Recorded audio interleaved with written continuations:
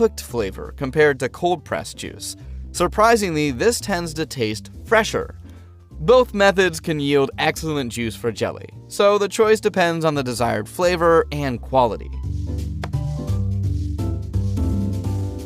For red grapes, heating after stemming and crushing brings out color and makes juice extraction easier.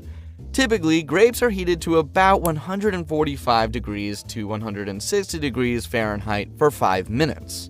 But higher temperatures can pull off tannins from seeds and skins. This would give it a harsh taste, which no one wants.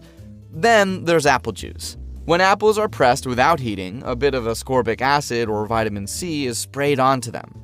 This cold-pressed juice keeps much of the apple's natural flavor and color. And who doesn't love their berries? Fully mature berries with high sugar and color content can ferment easily, so they need careful handling. Berries are usually crushed, heated, and then pressed. Heating to around 160 degrees Fahrenheit before pressing boosts the juice's color and yield. But it also dissolves pectin, which can make the juice harder to filter. Creating jelly that meets quality standards is simpler with a refractometer and a few calculations. We start by measuring the fruit sugar content, or soluble solids, in the juice using a refractometer. Next, figure out how much water the jelly will need. As the jelly gets close to the right thickness, it's important to keep an eye on it with a refractometer. This tool helps make sure your jelly turns out just right and meets quality standards. To start, heat the clarified juice quickly, then add pectin as the recipe suggests. Pectin is a staple in jelly and preserves production because it improves consistency. This gives the final product a smooth look and texture.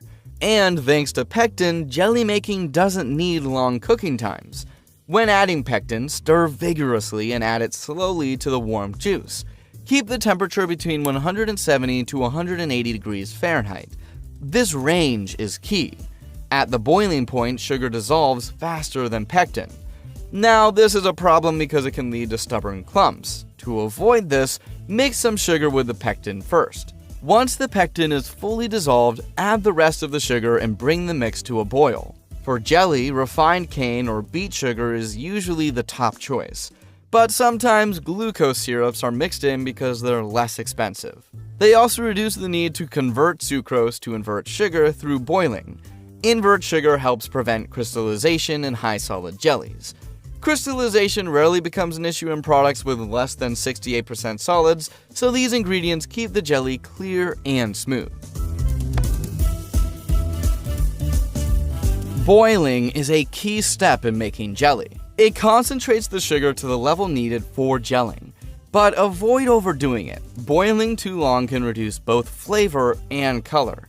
As it boils, skim off any coagulated material from the surface. So you need to keep stirring to make sure everything heats evenly.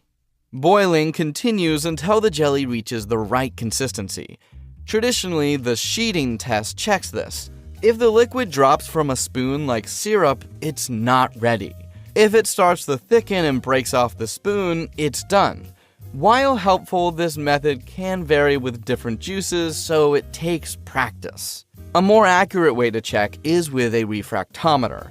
This device quickly measures sugar levels by how the liquid bends light, showing the sugar percentage or bricks.